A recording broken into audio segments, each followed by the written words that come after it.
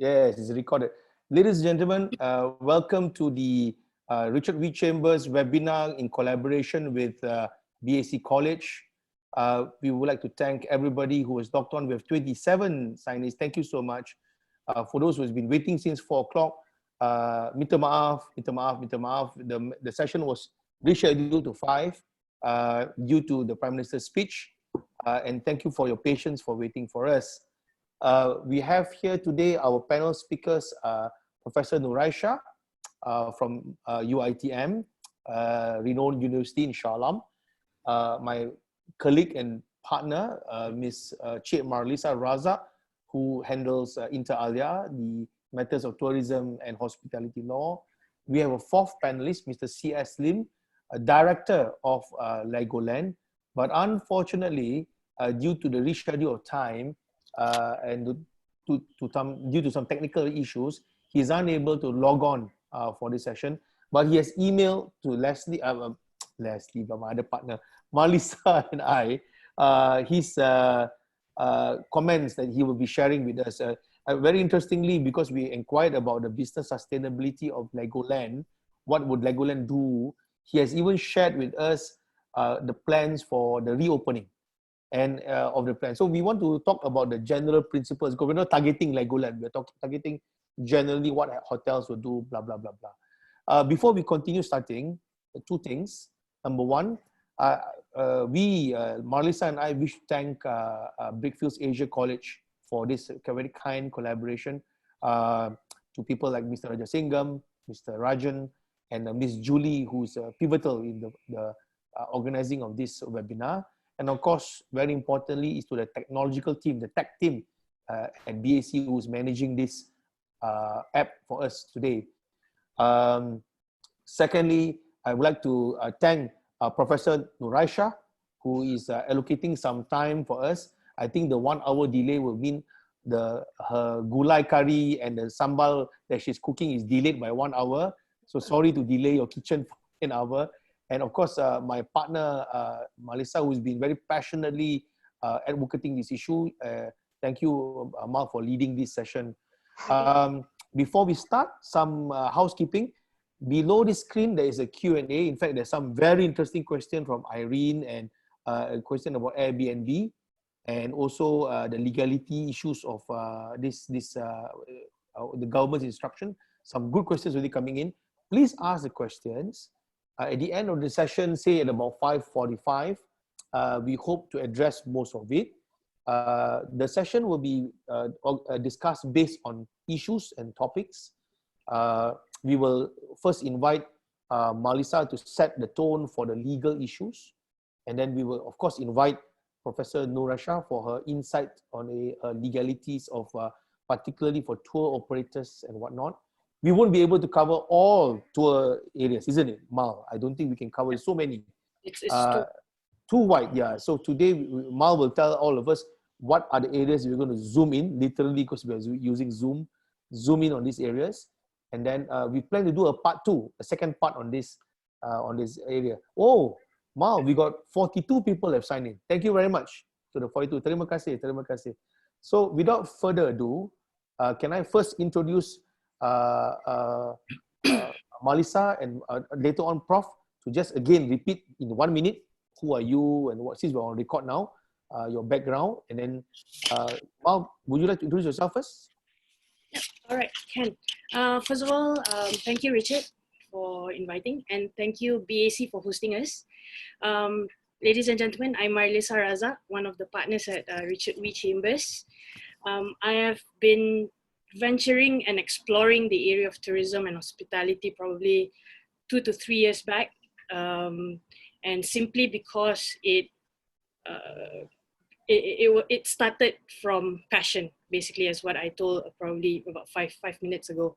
It is a perfect example of passion turned into work, and I think there is a lot of potential to develop this area of law in Malaysia, as well as to give awareness to travelers and to probably the small players in the industry about the importance of knowing the legal rights of each party in the industry, as what Prof has pointed out just now. So I think, and I hope this talk is going to be beneficial for everyone. So yeah. Nicely said, Amal. Prof, may I kindly invite you for a short introduction about yourself, please? All yours, Prof. Hi everyone, I'm Nuraisyah. I'm a lecturer from UITM Shah.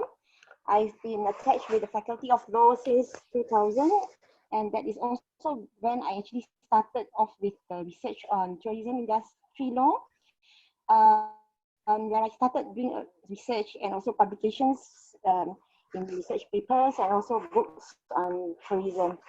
Yeah, I think that's enough on my part. Yeah, thank you, Prof. Thank you.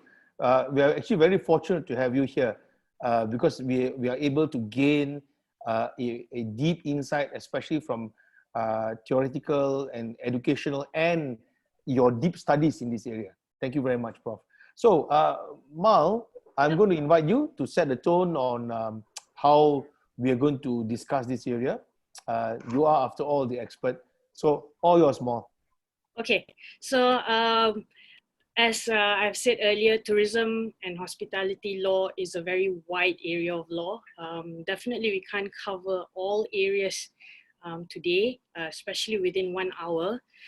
So I think for today we are going to zoom in into certain major legal issues or situations or circumstances that is happening at the moment due to COVID-19, where I think everyone is aware there is the movement control order where everyone cannot move around. There's no traveling allowed.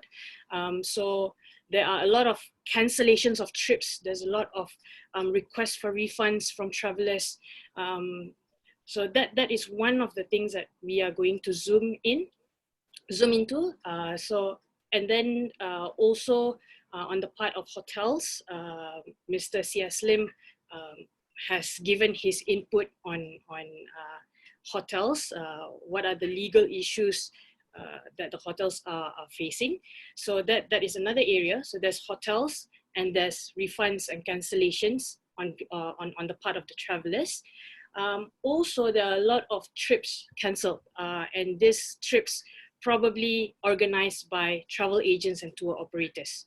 So that is another area that perhaps both myself and Prof can discuss on what can tour operators and travel agents do in this situation. And we will also deal about the contractual terms that perhaps all tourism stakeholders would want to look at after COVID-19. So. Excellent. I think that's a very good way to set the tone for the discussion. Perhaps we can invite Prof. I know Prof have mentioned to us about the challenges of the tour operators within what Marlysa has mentioned, Prof. Maybe Prof would like to share with us some of the legal challenges that Prof understand, and then later on I will share with us some of the business challenges as mentioned by Mr. Lee. Prof, all yours. I think when the whole pandemic started, all right, the first big challenge was faced by the Umrah and Hajj. If you follow the sequence of the problem in Malaysia, yeah, all right. So I during that time, I think prior to that, if you still remember, I think the minister for the tourism industry still tried to make the travel agents and also the hoteliers and all to be to feel comfortable at that point of time, saying that the tourism industry will maintain it in Malaysia. And then after some time, I think it was badly hit when many of the travel agents who are the Umrah and Hajj operators were caught by surprise when the Arab Saudi refused to accept any tourists from many parts of the world. All right. So during that time, travel agents who were handling Umrah and Hajj packages were stumbled over the situation. Yeah, don't know what to do because cancellations has to be made, and then there were issues of refund, whether they are going to get appropriate refund, how much to refund, and all. All right. But then at that point of time, I think the travel agents and all felt there was also an alternative at that point of time, because when outbound packages could not be carried out, the government was actually advising them to go into inbound tourism. Now, and then people feel that, I think many travel agents thought that, okay, we can actually try to do inbound, and then suddenly we have this problem. All right. So when the locals, the inbound travel agents are having this session where they cannot perform any more packages at this point of time, I think it has hit the industry real hard now. All right. So and of course, I must admit that for outbound, it will be a bigger challenge than the inbound ones. All right, because for the outbound, it's very hard to control the transaction between an outbound subsectors with our Malaysian travel agents. All right. I see. Yeah. So maybe for the inbound, those travel agents who carried out local inbound packages, maybe some kind of arrangement can be easily be arranged. All right, because of the nature of the situation in Malaysia. All right. Yeah. But as regards to the outbound, well, maybe then they, especially for those who do not have proper agreement between them, all right, then they would have to rethink, what will happen, all right. I do not know how many cases were being brought to the Tribunal for Consumer Claims here, all right. Yeah. But during the event where Hajj and Umrah was first, when the Umrah and Hajj can no longer be offered, all right. I know, I'm quite sure that many of the operators are facing problems because many of the cases will end up in the tribunal, okay, especially for cases of refund, okay, and I'm sure the issue is as regards to whether refund is possible, okay, or whether can an operator give an option of an optional package, yeah, to replace the old one that didn't operate, be operative, all right, or must they refund their money? I think for a start, for the travel operators, yeah, especially for the outbound. Now, if you look at the outbound travel packages in Malaysia, for those outbound travel operators, they are actually governed by the standard terms and conditions for outbound tour packages under regulations 1992. Yes. Way back in 1992, the government focused very much on outbound. So they even came out with a standard form and conditions for the outbound contracts. Now, in 1992 till today, I think it was only maybe late in the maybe about 7-10 years ago, where more operators are being told that this particular regulation is in existence. Okay. Technically, I think prior to that, many operators choose not to know. Either they do not know or choose not to know, and they thought it's still very safe not to know this regulation, not to follow the standard terms and conditions, because very unlikely are they going to be sued in the court by their customers. But then all this changed in 1999, where the Consumer Claims Tribunal came into existence. All right. So then operators start to understand that if they don't follow, I'm talking about outbound travel operators who do not follow the standard terms and conditions, these standard terms and conditions will automatically apply if the case were to be brought to the tribunal. Okay. So many then started to realize that whether they like it or not, these standard terms and conditions will apply. Now, technically speaking, yeah, the standard terms and conditions for the outbound travel packages for this pandemic that we are having at this point of time, it happens that it already under the terms and conditions, it already provide provision for cancellation by the company. I see. Oh, okay.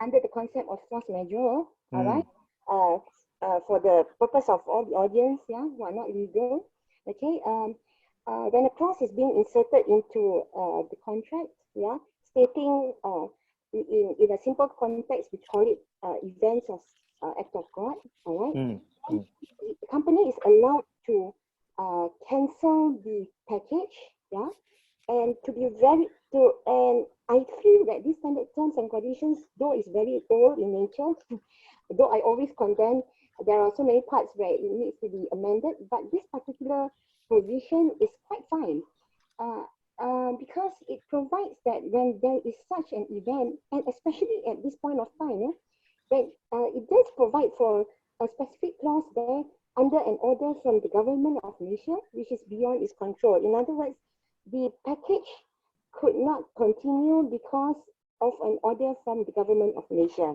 And it's beyond the travel operator's control. So in other words, it provides provision, allowance for the travel operator to cancel the whole package. Now, when we say cancellation in this point, at this point of, at this kind of situation, all right, cancellation by company is considered not improper. It is considered proper from the view of law. It's considered proper, Prof. Okay. Because it's cancellation by company. Okay, the general rule is cancellation should not be made by either the operator nor the customer. Right. So if you have a particular package on a particular point of time, of course, technically by way of contract, you need to comply. So here, by way of a clause allowing the company to cancel because there was an order by the government. Okay. So the company can cancel the trip. All right. The company cancels the trip. It does not mean that it is the fault of the company because it is by an order of the government. All right. So it's not because of something of its own control. In other words, an operator cannot, it's out of their control. I'm sure they want to continue business at this point of time. All right. Yeah. Government doesn't allow them to. So actually, it's not their problem. Now, if you look at the normal contract conditions, yeah, anyone who cancels, yeah, you try to put aside a certain clause in your contract and all that is considered not wrongful, yeah, it's considered wrongful. However, in this situation, it's not considered wrongful. Therefore, a customer could not sue, I repeat, yeah, could not sue the travel operator because it's the right of the travel operator to cancel because this is a situation beyond the travel operator's control. I see. Now, and in that event, this is very peculiar. I'd like to also mention that it's actually very peculiar. The same clause also says that, and I find that above all, I very much like the provision here because it gives some avenue to allow the travel operator to understand what they need to do. So when they cancel, the subsequent clause says that the company needs to recommend alternative tours, preferably to the same destination.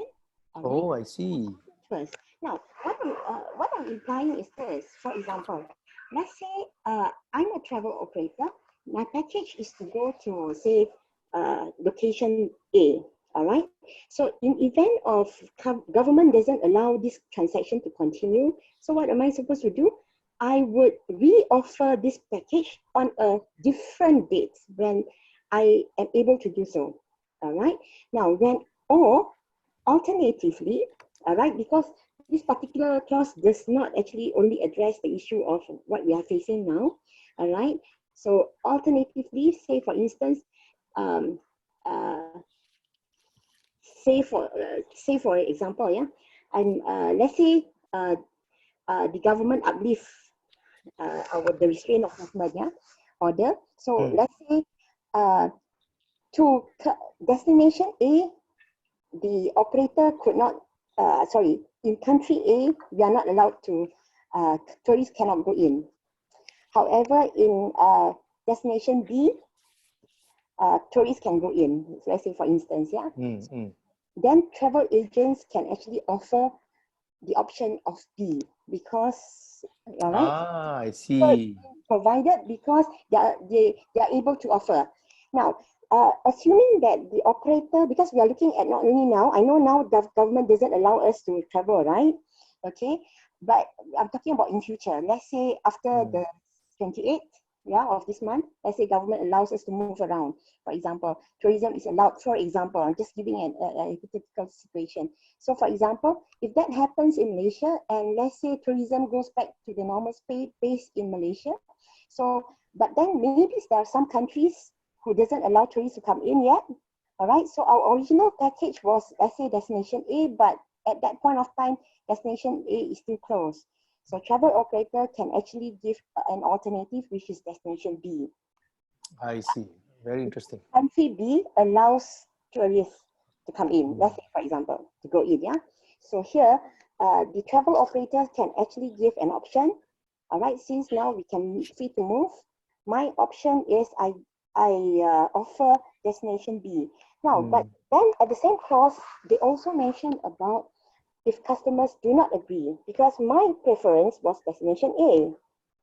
All right, I do not intend to go to destination B. So B, for that, for that, if the guides, if the guest does not agree to destination B, then the clause provide that a refund will be made to the customer because the option was not accepted by the customer.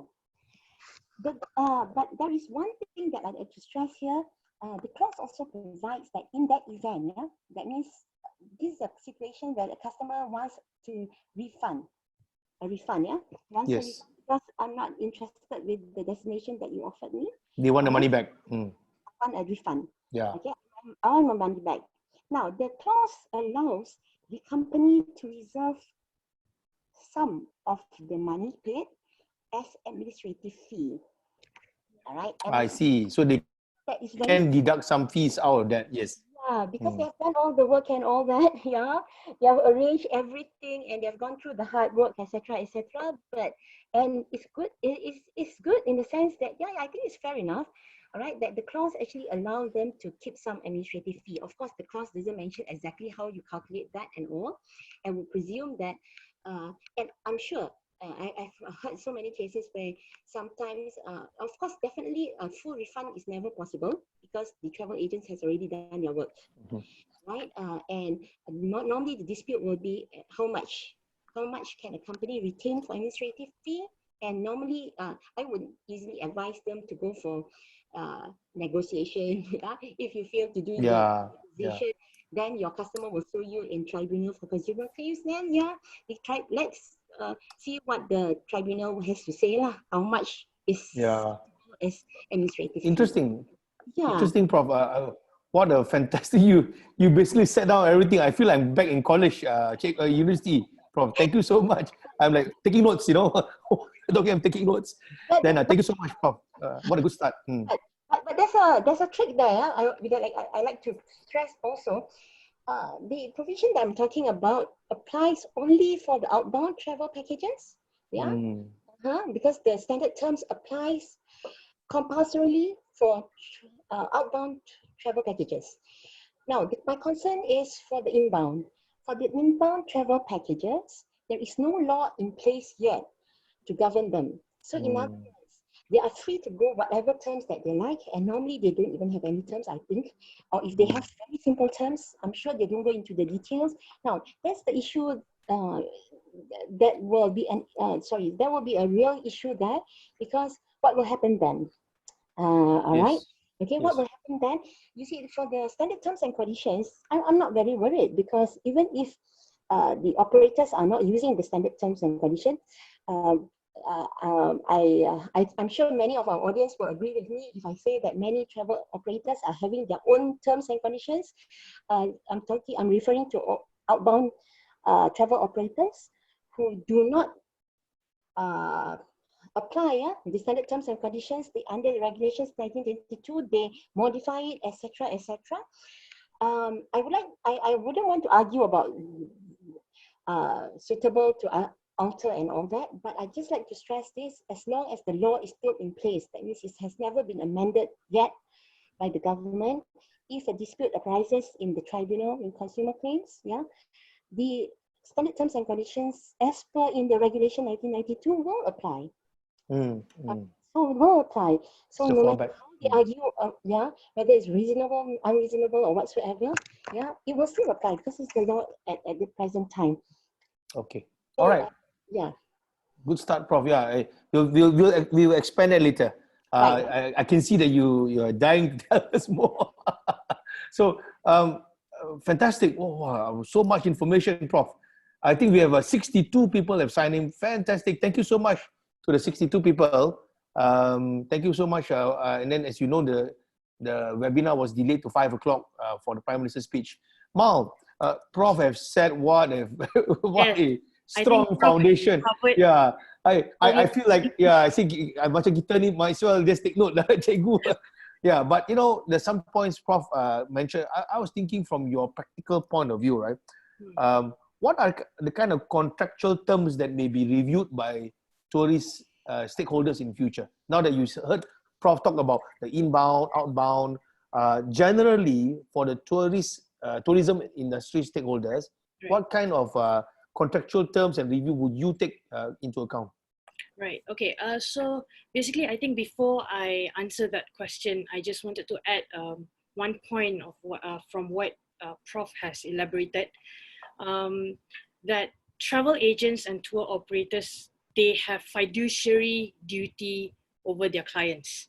So they have to act for the best interest of their clients. So that's when Prof said they have to recommend alternative or reschedule the trip or replan the trip. So that is why the tour operators need to do all this, because they have fiduciary relationship with their clients. However, they also have this contractual obligation with service providers because they are the middle person basically. So then back to legal relationship, if there's any dispute, meaning for example, the traveler wants to claim for a refund, they will claim for a refund from the travel agent, but the travel agent has this contractual obligation with the service provider who will provide the service, obviously, but everything has been paid to this service provider. And if you look at the whole relationship, it looks as if the travel agent is an agent, meaning contractual relationship will be between the traveler and the service provider. So who can the customer claim from?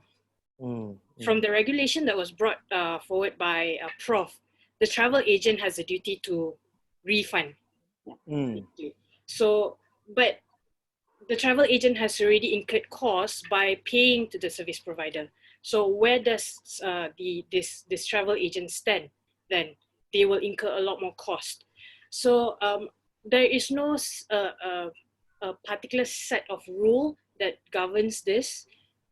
It only depends on the contracts between the travel agent as well as the service provider. So I think this is one of the things that both parties, the service provider as well as the travel agent, has to look at where there's any situation such as this, how refund mechanism is going to go on. If let's say there's any cancellations or there's any request for refunds. So this is the kind of contractual terms that parties would want to look at in terms of liabilities of parties, who has to fork up money to refund the customers. So that is also another one. Very good, very good. So we have a few ideas that are coming up already. Yes. We've got more questions coming in. Yeah, ladies and gentlemen, there's a Q&A tab below the screen. Just tap on it, punch in the question. We'll try to answer it. We may even group them together and attempt to answer it later. So far, the take home so far is that the professor has kindly laid down the rules and regulation, referring to a 1992 regulations for tour agencies. For the moment, for the second, focus on tour agency. As we know, tourism is very wide, you know. Then at the same time, she went through in detail the terms and condition, or effectively talking about force majeure and issues of alternative possibilities for outbound tour agents. And then, of course, Marlysa just explained that in future, the impact of this will be how we as lawyers will need to review the terms and conditions of this. And on this point, can I now speak on behalf of Mr. C.S. Lim? Mr. C.S. Lim is supposed to be the fourth speaker. Unfortunately, because we scheduled to 5 o'clock, he's unable to attend to this talk. He apologized, but he shared with us some of his ideas. And effectively for Legoland, companies like Legoland, they are the operator. Number one, they look at the numbers. Between 2015 to 2019, there is an estimated of 26.7 million visitors a year. There's a lot of people coming to Malaysia. This is the tourism data that they have. And of course, they believe the impact of the COVID-19 will be estimated loss of about 9 billion ringgit just for the first quarter of 2020. Everything has stopped. So in reaction to that, for the business review, Amal and Professor, they have prepared a certain position. Number one, of course, for them, the health and safety of the people coming to places like hotels is superior, most important. The most paramount important is the safety. If it's not safe, they're not going to open.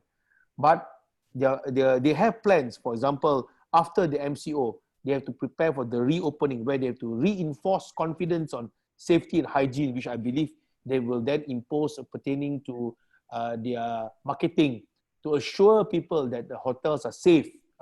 Then they are going to maintain social distancing. So Legoland has itself started planning, how are you going to maintain social distancing if they are able to operate?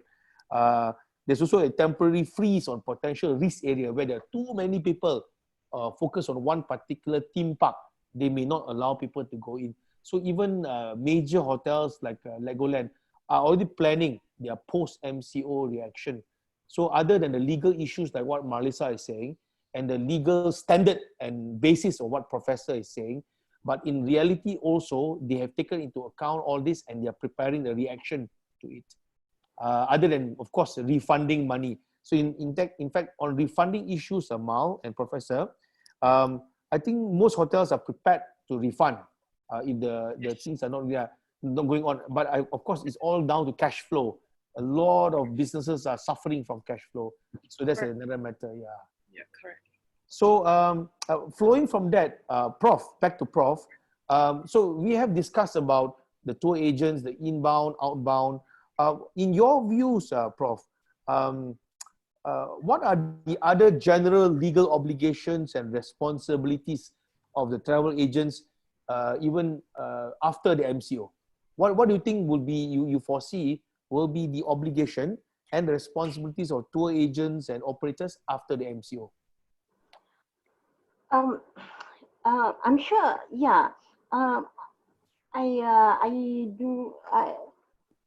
At this point of time, I think everybody is a bit quite silent because the restriction order and all, yeah. And I'm sure after this restriction order is being removed, I'm sure all the guests, travelers will start to look out, yeah, and ask their travel operators and all, what's going to happen next, yeah. How are they going to reorganize their packages and all, yeah. I'm not sure to what extent the travel operators have anything in mind yet, as of yet. Yeah, because I think, yeah, Prof, sorry, I don't mean to interject, Prof, but on that point, very interesting, Prof. If I can share with you the notes by Mr. Lim, right? Okay. Actually, people like Legoland, in their principle, in their mind, one of the principles they are thinking now is actually the behavioral pattern of the consumers after this. Okay. So they foresee, for his side as a hotelier and a resort and a owner of a theme park, one of the points that he shared with me and Mal is the traveling norm, the behaviors of travelers like Marlysa, and the decision-making process will change. And the hoteliers believe that the more restrictions are coming, regulations and policies will be in place, which means the hoteliers need to even be more agile and more prepared to work with and around the rules. So that's what they expect. But what do you think, Prof, about rules and regulation after MCO? Do you think that our ministry will make changes? Well,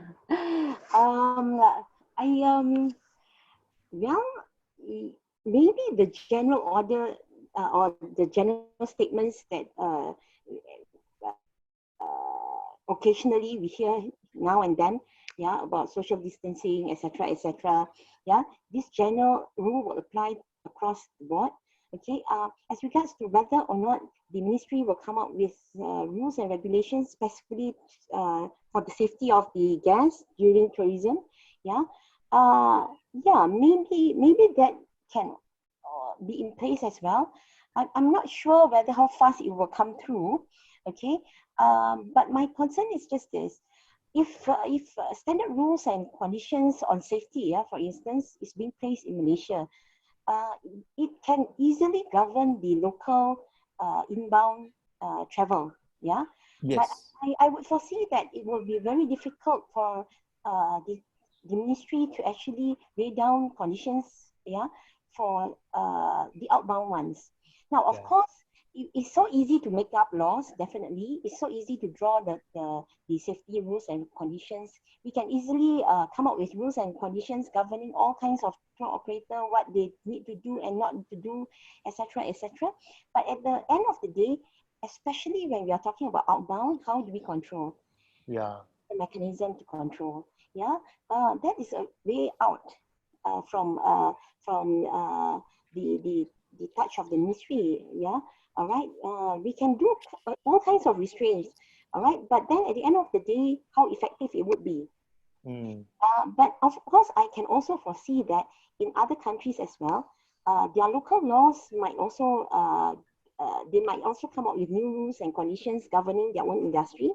All right, so then they will have safety rules and conditions as well. Yeah, governing the industry to ensure that foreign tourists who comes in will comply to safety standards and all. I think it will very much work if everybody works together. Malaysian government is sensitive over the issues. If the foreign countries are also very concerned about this, yeah, we need a very strong mechanism, airport control, for example.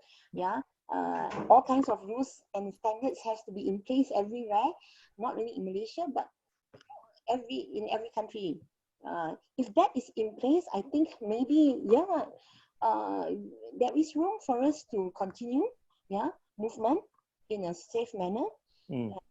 Yeah, and maybe well, the problem that we are facing right now could actually open many people's eyes. Yeah, to people will start talking about what if.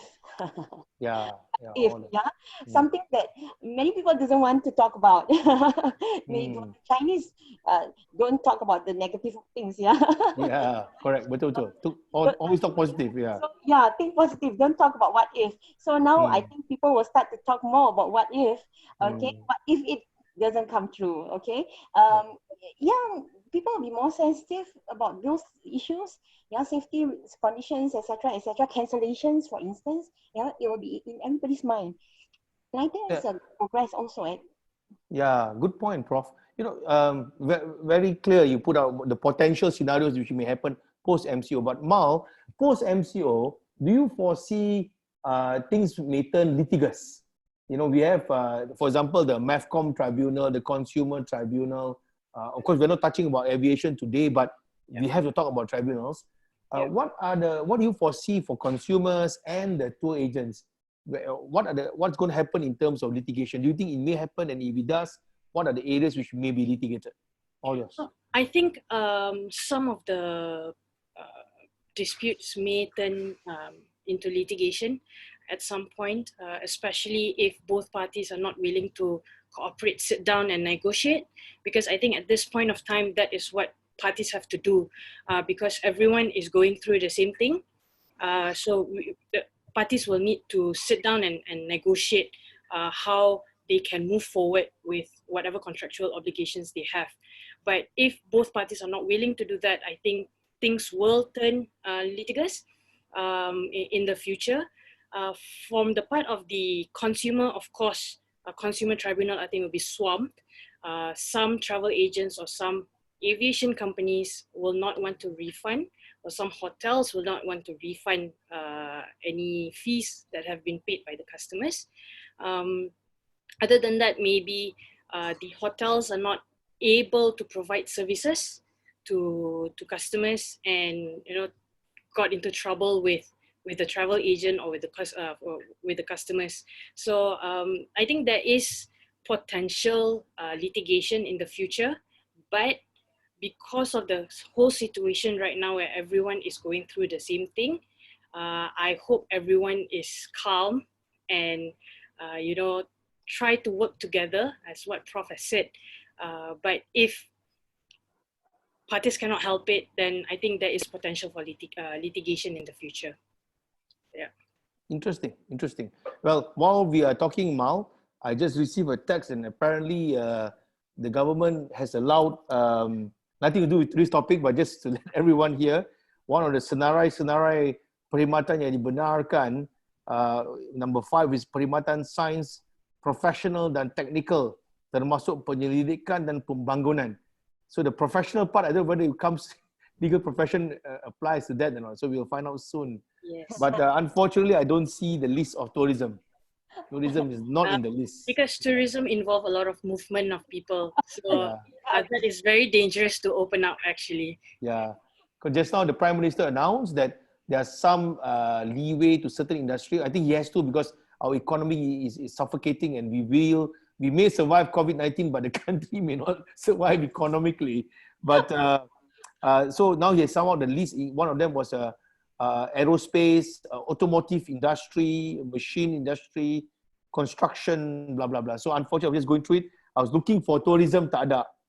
And very important, this is very important for especially men. Number 8, perkhidmatan gunting rambut asas dibenarkan. So yay, we can go and cut our hair. All the guys' hair are turning into alley cats, yeah.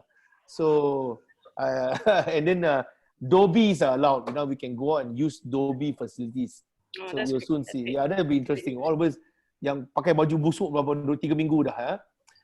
Okay, back to this. Yeah, very good, very good. This some movement there. On this point, so Mal has set a tone about potentially some litigation matters. As lawyers, we will have to serve on that. But what about this, Mal? In terms of the post MCO, what do you think how do we deal with, for example, contohnya the issue of commission between travel agent and service providers, and what do you think the travel agent and tour operators can do when it comes to the cancelled trips and the customers requesting for a refund? So Prof have set the tone, but she already mentioned that it may not be universal. So in your view, Mal, before we go back to Prof, these two things, how do we deal with the issue? We know there's commission being paid between travel agent and service providers. And would you give any comment pertaining to the issues where trips are cancelled and refunds are required? Well, I think in terms of cancellation, refunds, and commission, it goes hand in hand, especially when travel agent is involved, because travel agent will be the party who is most affected by any cancellations or reschedule. So in terms of commission, I think on the part of travel agent, they would try as best as possible to get the customers to agree on another date, because they will want to keep their commission. And to keep that contractual relationship alive. But there are certain instances where the customer said, no, I do not want to go, I want to cancel. And this is where the legal issue will come into play, whether, again, the issue of force majeure come into place, because it is a situation or a circumstance that is beyond the control of all parties. So if the contract is frustrated, well, there's two layers in terms of frustration of contract, which I will deal with later. But if, let's say, the contract is frustrated, then parties will go back to the status quo. So then, will the hotel be willing to pay back the travel agent, whether the travel agent will want to pay back whatever commission they have gotten from the hotel. But when is this activated? So that is another legal point that we want to look at. The commission, whether it is activated at the time the customer step into the hotel or when booking is made.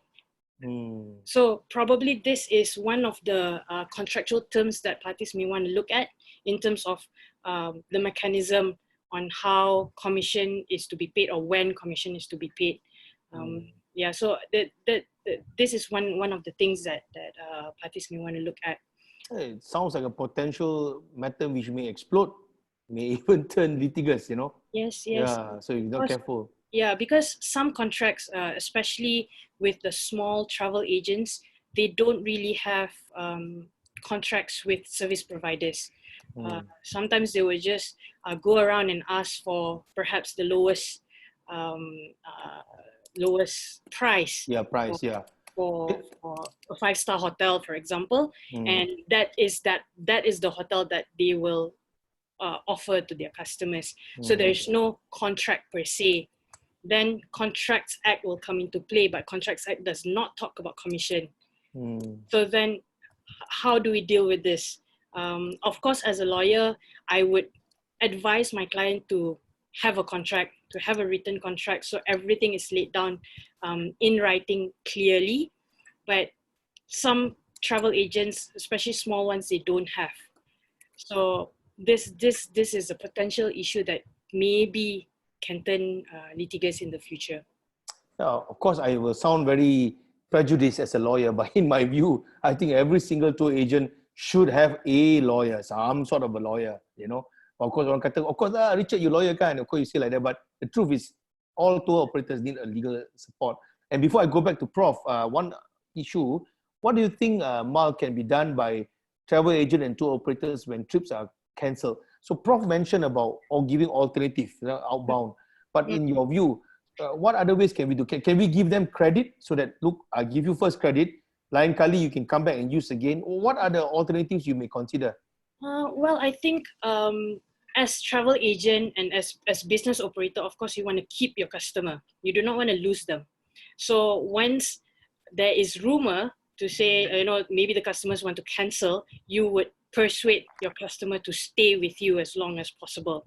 So then perhaps you can look into issuing vouchers to your customers, or introduce a loyalty program like what Hyatt and Hilton is doing right now. They are actually revamping their loyalty program because they want to keep their membership. So that is one of the things that travel agents can look at. Credit, of course. Airlines are doing credits right now. There are number of reports from MAVCOM as well as from IATA. This is aviation a bit, from IATA to say that airlines may not be able to give refunds anymore. So what are the alternative? That is to give either credit or loyalty program or vouchers. So I think legally speaking, that can be done. Yeah. I think we definitely have to do a part 2 to this, Mal. Because we didn't touch about aviation at all. We didn't touch about cruise. We didn't touch about immigration issues, you know. And then Airbnb, all the rental, Airbnb kind of business, you know, the rental. And then all those websites, booking.com, hotel.com, I mean, they would have all their own implications. It's so wide, Airbnb, tourism. So, Professor, before we start going to the Q&A, would you like to add anything else pertaining to this issue, pertaining to... Comment over what Mel said just now. Yes. Technically, vouchers and all can be an option if the law does not have a specific rule on that. It may apply maybe to the hoteliers. It may apply maybe to the other subsectors, but unfortunately, it doesn't apply to the travel operators who operate outbound travel packages, because under Regulation 1992 is very clear there. If options are being given to the customers and the customers refuse the option, therefore a refund must be made to them, and the operator can actually keep the administrative fee. You see, because the wording of the statute is so clear that if they refuse the refund, if they refuse the options given, therefore a refund must be strictly given back to them. All right. I of course, if you ask my opinion, yeah, if it actually reached the Tribunal for Consumer Claims, yeah, as we all know that Tribunal for Consumer Claims may also take into, sometimes they may also take into account the other side, yeah, the other what I can say, the social value, what's going to happen, yeah. So they are not too strict over the legal rules, okay, because they work on very much on the concept of alternative dispute. They actually function as an alternative dispute resolution forum rather than a court, yeah. So because of its function as such, they go very much for settlement. So sometimes you may have a judgment which are more relaxed, in the sense that they are trying to secure the relationship between the customers, as well as to also secure the position of the travel operators. Yeah, so they actually go for settlement. Yeah, so sometimes the tribunal may want to advise the customers to looking at the whole environment. Yeah, maybe we should also consider the position of the travel operator. But then again, I must say that the law is actually very strict. If you go strict by the way of by what is spelled out in the law, technically, if the customer wants a refund, they need to be given a refund. But the problem here is, how are we going to determine the amount of refund? So, question about the administrative fee. Yeah. So my question here is, for example, now I'm a travel operator, and I'm an outbound one. When I offer outbound travel packages outside of Malaysia, and all my other subsectors in UK, for example, refuse to refund. Yeah. So all bookings has been made, payment has been made, etc., etc. Now they are not refunding me. Okay, now how would I be able to refund my customers? So there's so can we use that as this part of my administrative fee as well? Yeah. So so how do we, you know, these are things that we actually need to consider as well. But of course, if let's say in future, if the travel operators learn their lessons from what's happening right now, if they tighten their agreements between them, yeah, specific conditions, specific terms must be included with all the subsectors to ensure that if what happens, if cancellations like this happens again, right, because there is an order from the government, therefore, on the part of the subsectors, what must they do? All right, this is normally not being discussed maybe in detail by the travel operators. All right, but if once they put that in place, then maybe you secure a better position for the travel operators. Again, I'm also mentioning about, when I say travel operators here, I'm confining it to outbound only. Yeah. So if you ask me, for the inbound travel operators, for the other subsectors, for example, the hoteliers and all, yeah, there is no specific law as to whether you need to give a full refund, yeah, or can you give vouchers, etc., etc. All right, okay. But the general concept is, yeah, because it was a general order from the government, it's nobody's fault. Yeah. Yes. So technically, the customers should get something out of the whole contract. Yeah. That is the general idea. Thanks, Prof. Well said as usual. We've got 10 more minutes left. At the peak of the webinar, we had 62 people. Thank you very much. I think now a few have left. Unfortunately, we have 55. Still, thank you very much for staying on. We'll try to attempt to answer some of the questions here. In fact, I'll start off with one question from Jazil Johari. Apparently, he's your former student, Prof. Yeah, so he inquired that what is your opinion on the panel post-COVID-19? How long will outbound tourism pick up again? Maybe this one Mark can answer. And also on the issue of since tourism is considered as a top 5 revenue stream for the country, what are the major changes that we will see post-COVID-19? I think Prof have answered a little bit there. And will there be any changes to the setup of the travel and tour and travel companies? So Mal, the first one, after post-COVID-19, how long do you think the outbound tourism will pick up again? Well, I think it will take a while because all countries are taking very, very cautious steps right now. The safety is a major issue in traveling. We don't want to catch whatever virus when we travel.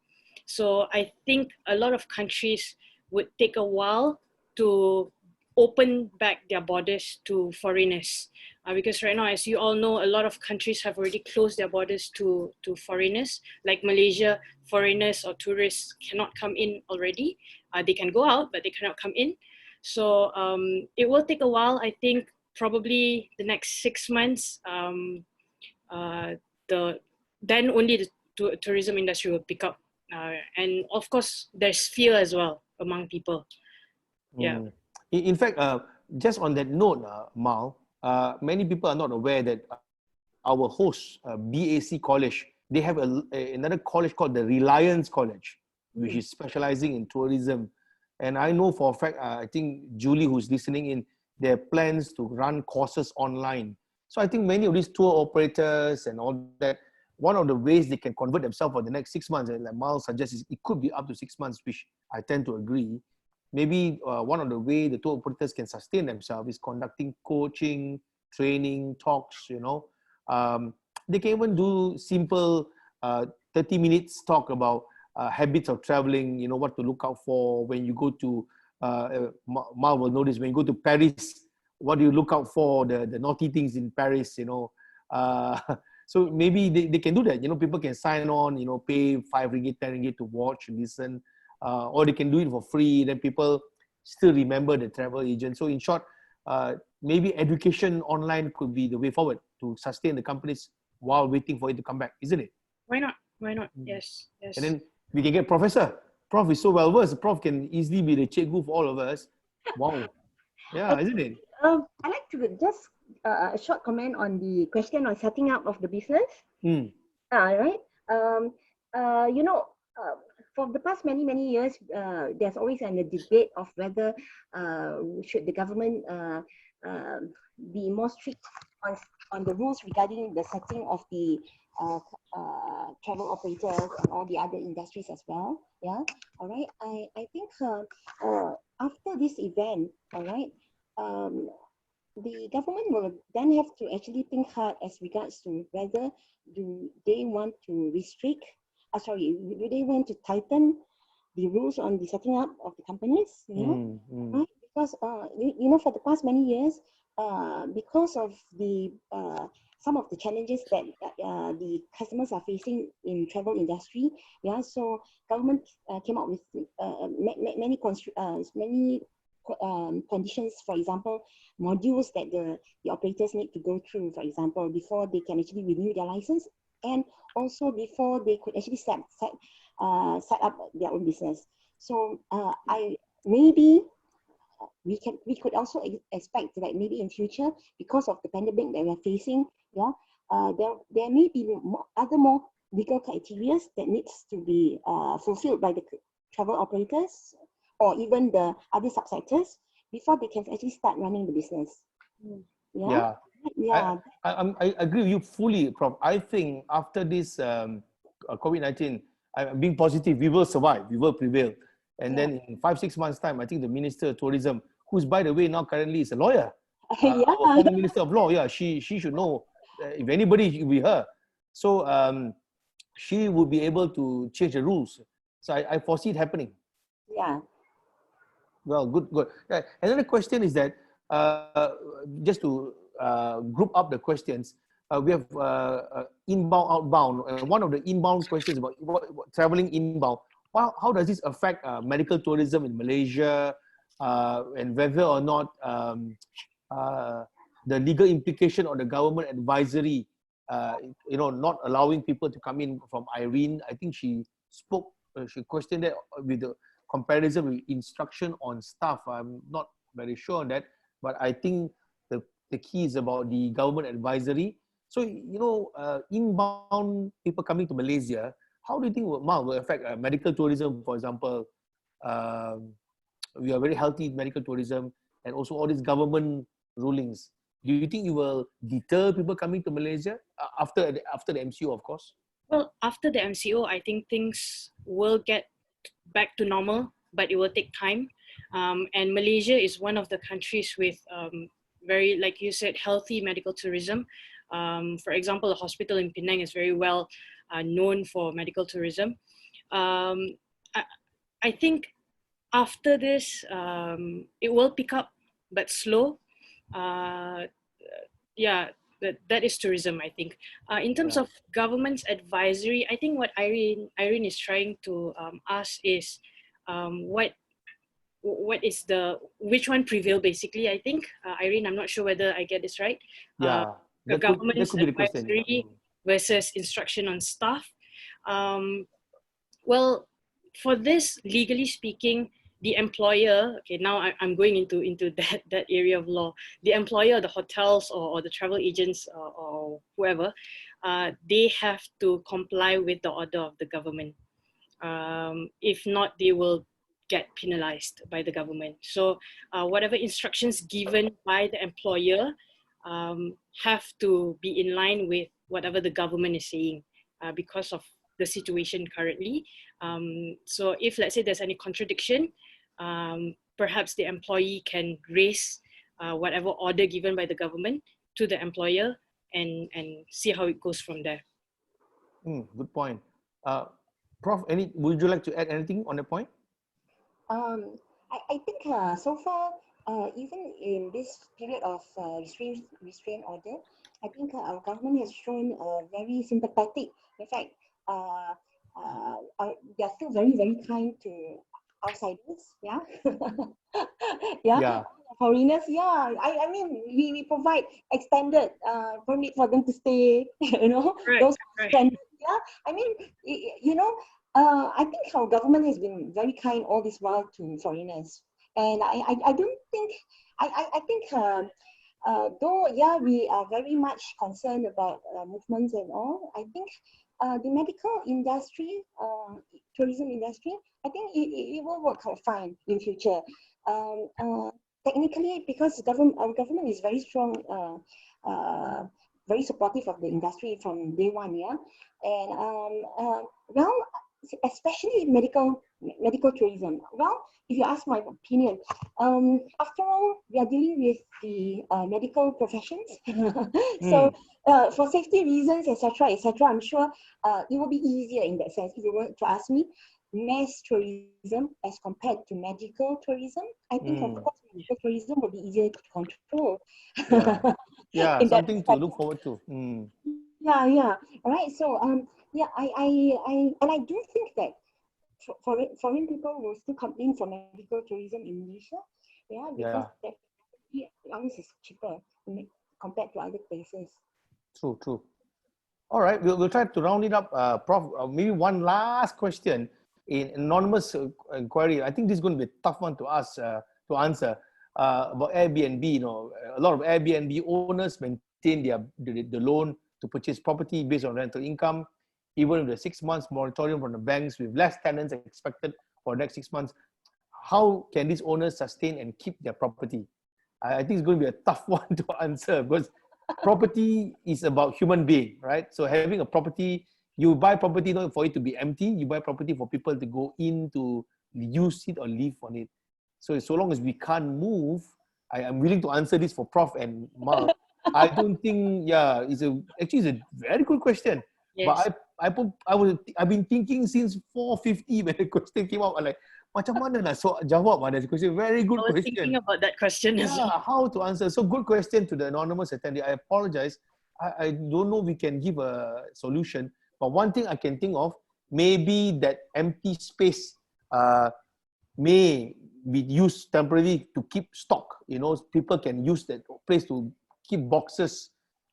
Maybe you can use it to put products there. You go into Lazada and Shopee, you sell handkerchief or whatever, maybe you can put, there's an idea lah.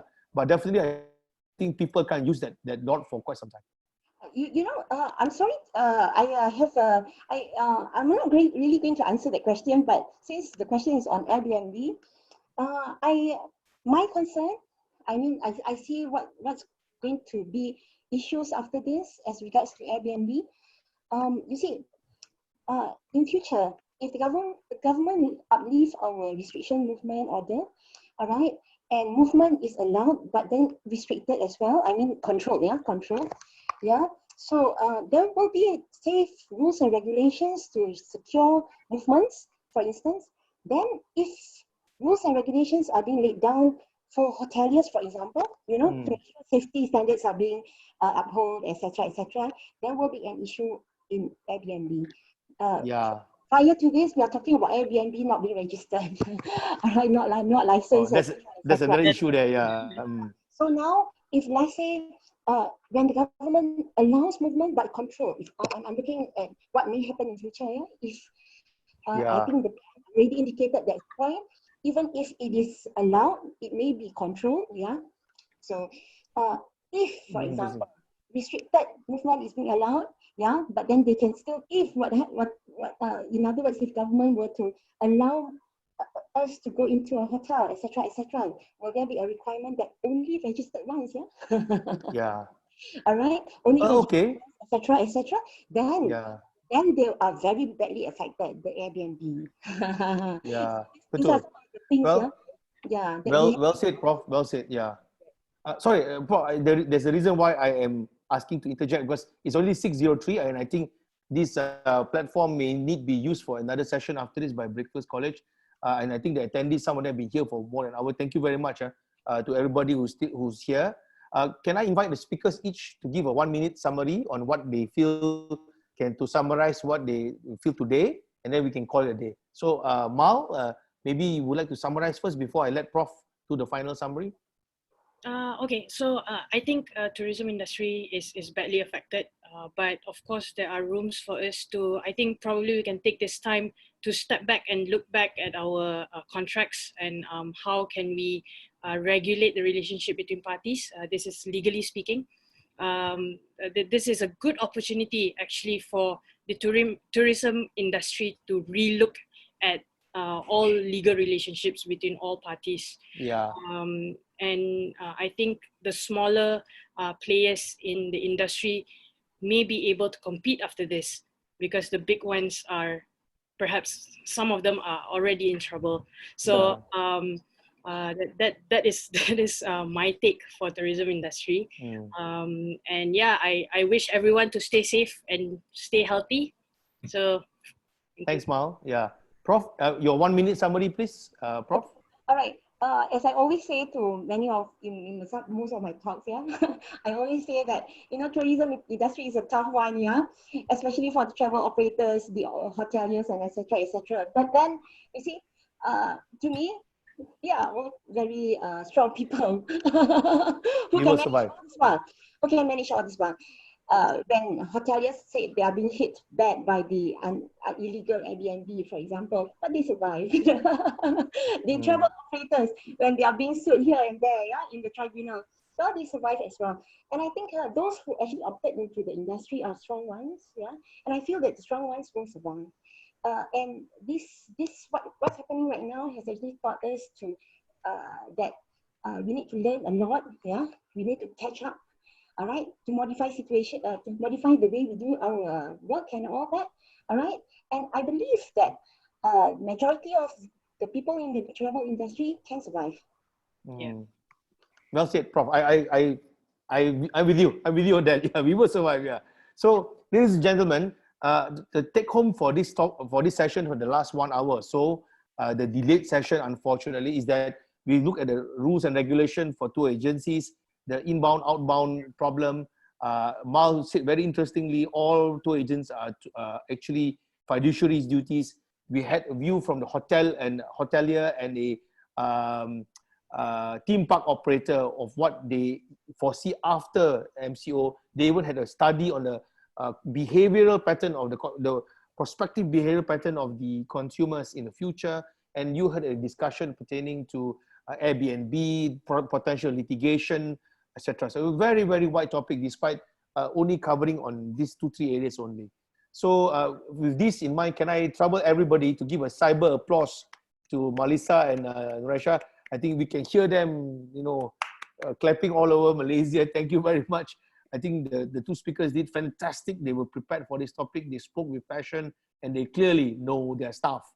With that in mind, I also would like to thank all 60 people who logged in today, and taking into account what the Prime Minister would have said. Your mind will be thinking about what PM was saying, but you're here. So thank you so much to share your time with us.